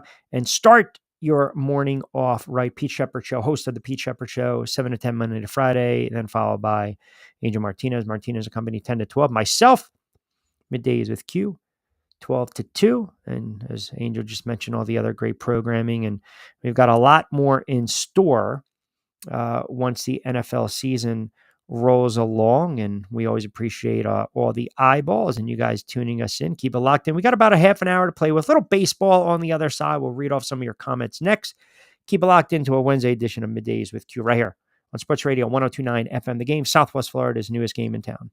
Hi, folks. This is Gerard Moynihan of Moynihan Lumber, and I would like you to know that our company has been selling Anderson windows for over 60 years. See the complete line of Anderson windows at any of our 3 locations in North Reading, Beverly, or in Plastown, New Hampshire, or at MoynihanLumber.com. Ion Tampa Bay is the latest news, weather, and traffic for Pinellas, Pasco, Ellsboro, Hernando, and surrounding communities. Stay connected on X, Facebook, and their website, IonTP.com. Ion Tampa Bay keeps you informed on breaking news as it happens. Southwest Florida's newest game in town. Sports Radio 102.9 The Game, powered by Ion Tampa Bay. We'll be right back.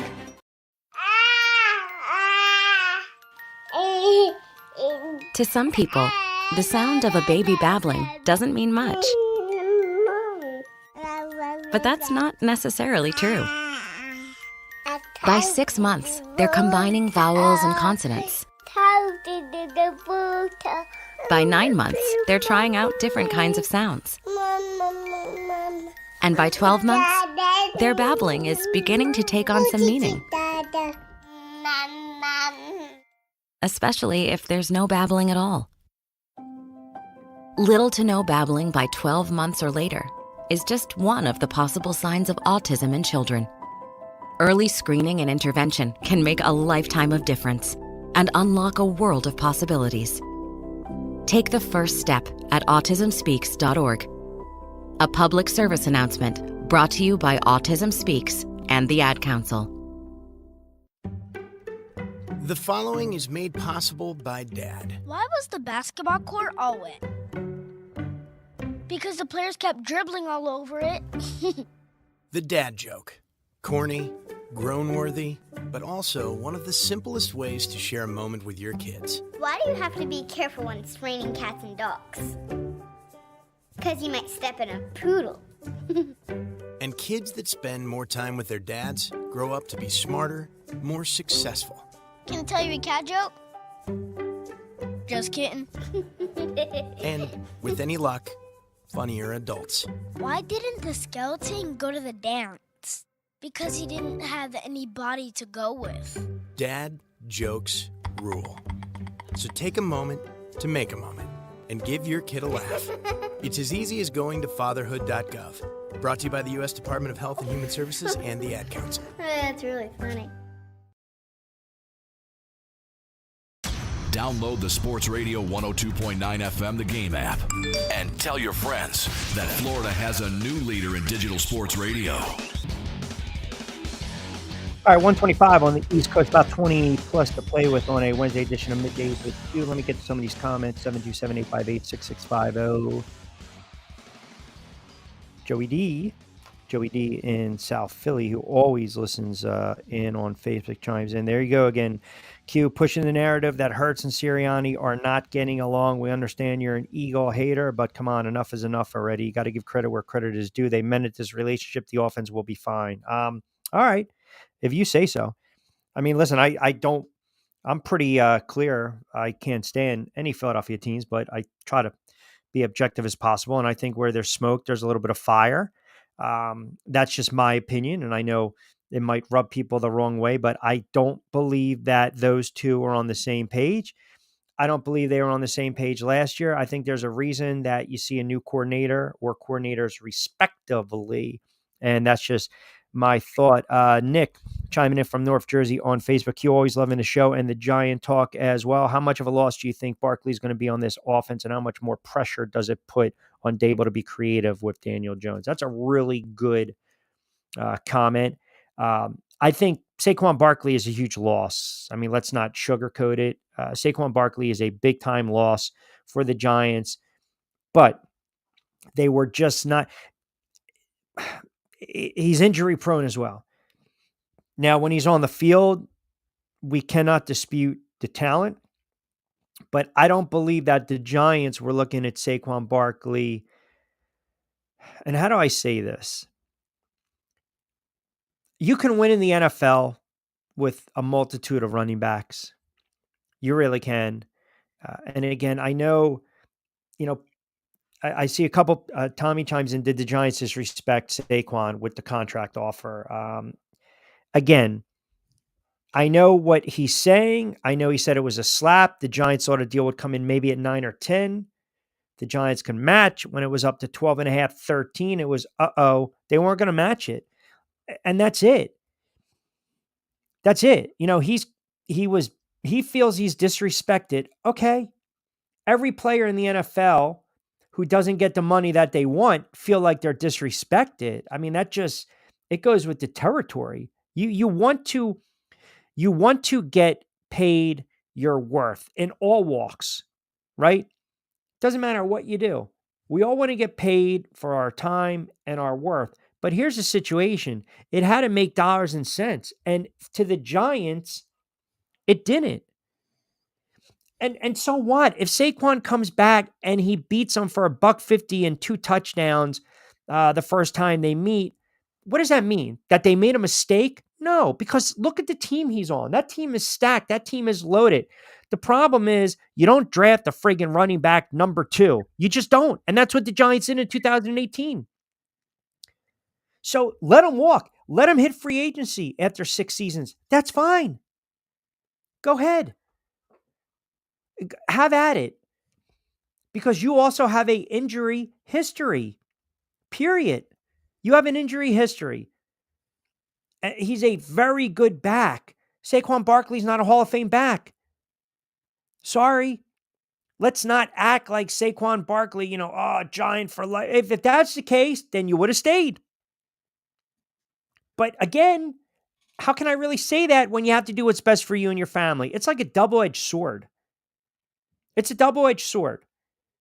So the Giants didn't pay you what you want to be paid, and the Eagles did. The Eagles paid, and now you're wearing the Eagle green, and here you go, and the fans are pissed off, and you should have stayed. No, it's both ways, man. The only reason you're pissed is because Saquon signed with the Philadelphia Eagles right down 95, a team that's been kicking your ass for the last 15 years. That's it.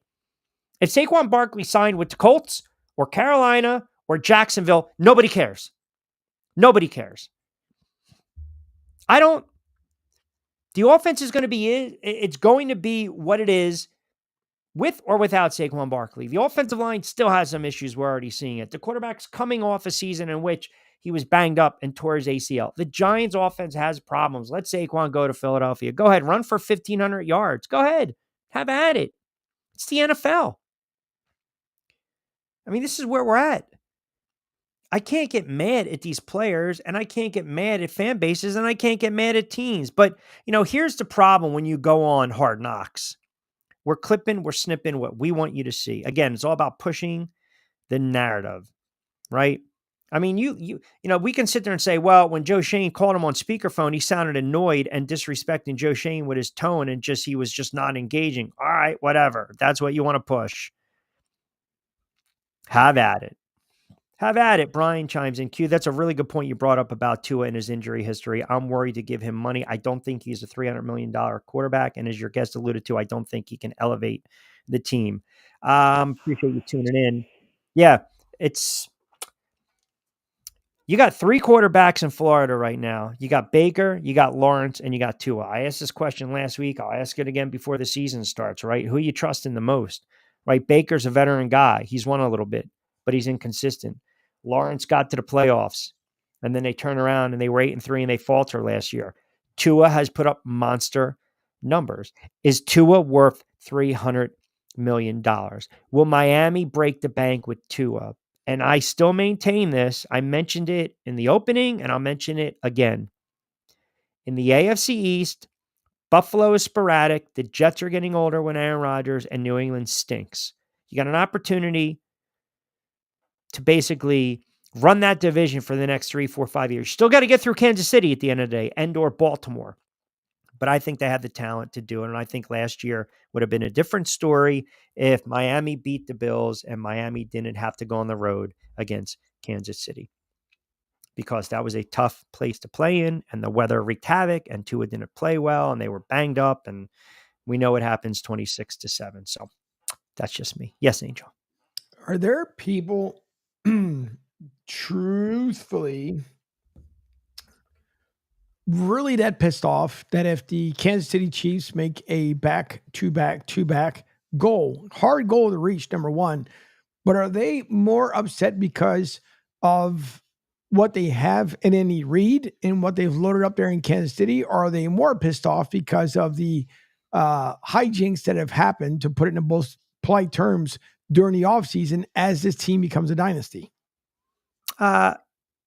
So you're asking me, are Kansas City fans more worried about the offseason, or are they more worried about going back to back to back?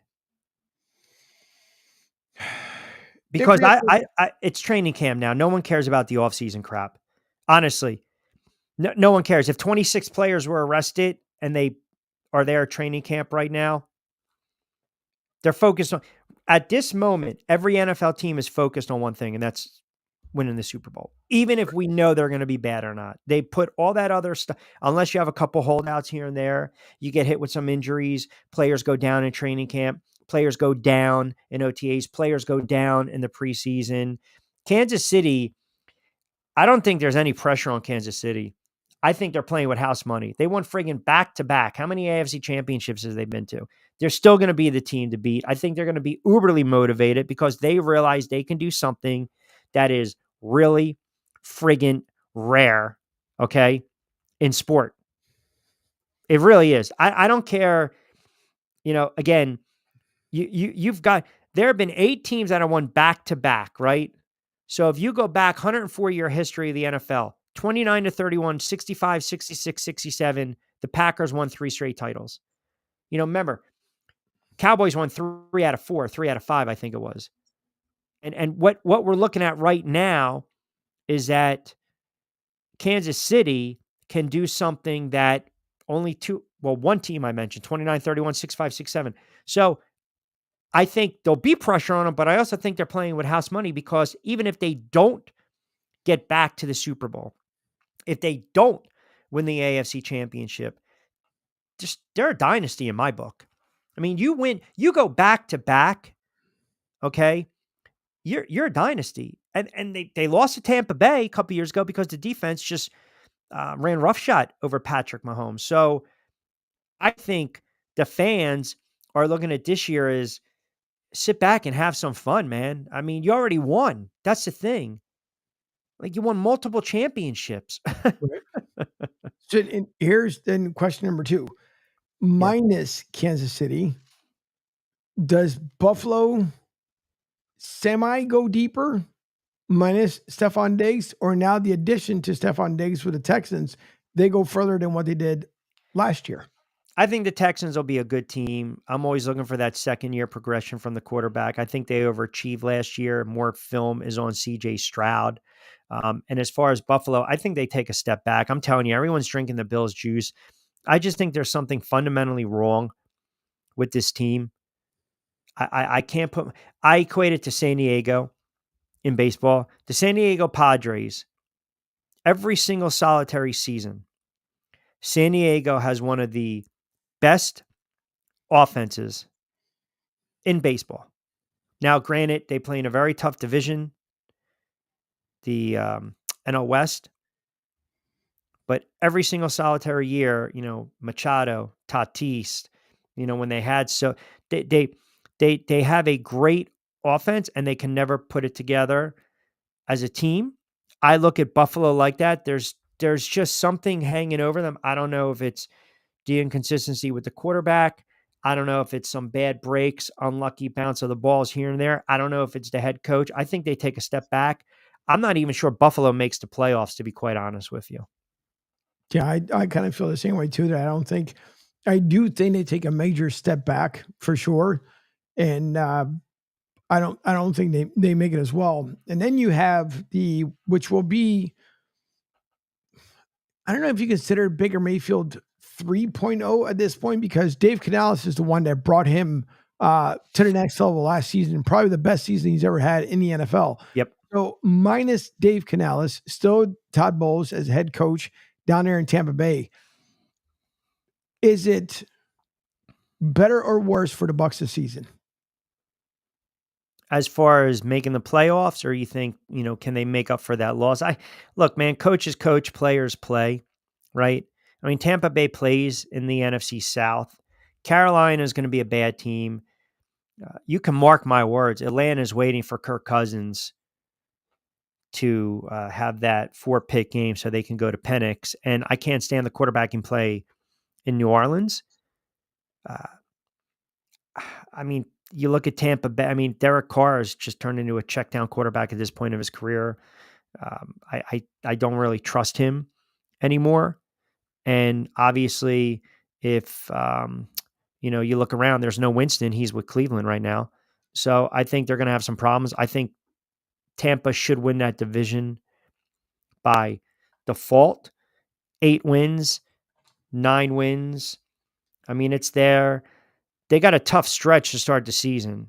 They've got Washington. Detroit's going to be a tough game. The Broncos, hit or miss. Then they have the Eagles, the Falcons, the Saints. So they're going to get a taste early on where they're at in their division. And then they've got the Ravens and the Falcons again and the Chiefs. So that's the first 6-7 games. If they're 4-3, 5-2, I think if you're a Bucs fan, you take it and you run with it.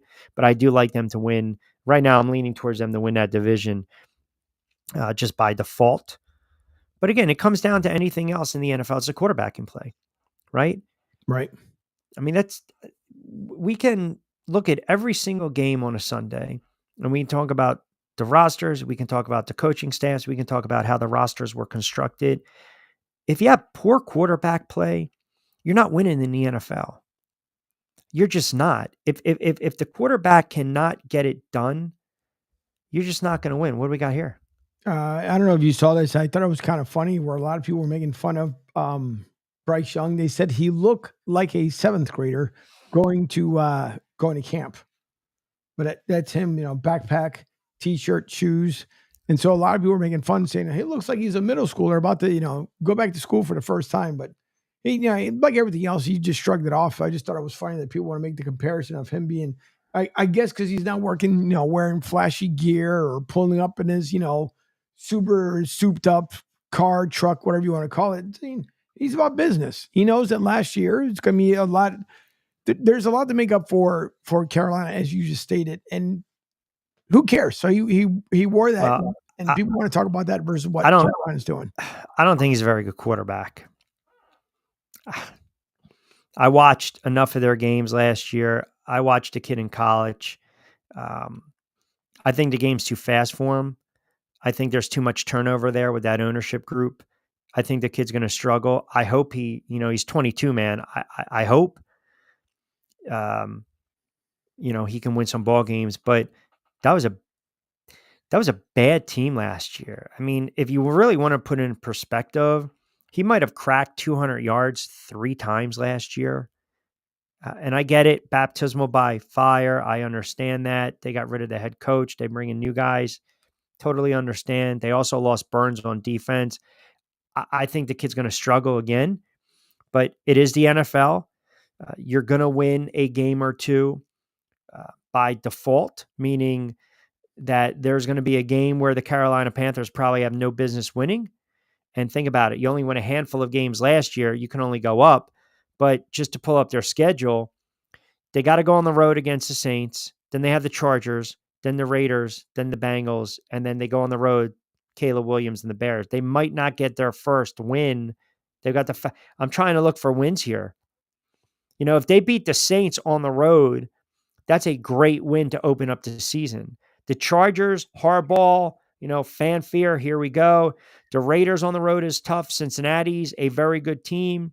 The Bears, Caleb Williams on the road again. I don't know. The Falcons, sporadic. Washington should be better. Can they win? I'll pull up their Carolina's, let me see, NFC South win totals right now as it stands. So right now, it's got to be low. It's got to be 4.5, 5. Let me see. Carolina Panthers, their win total is, so the Saints, 7.5. Tampa, 7.5. Here you go. Carolina's win total projected. They were 2-15 last year. Projected 5.5. So if you look at their schedule, where do you find 6 wins?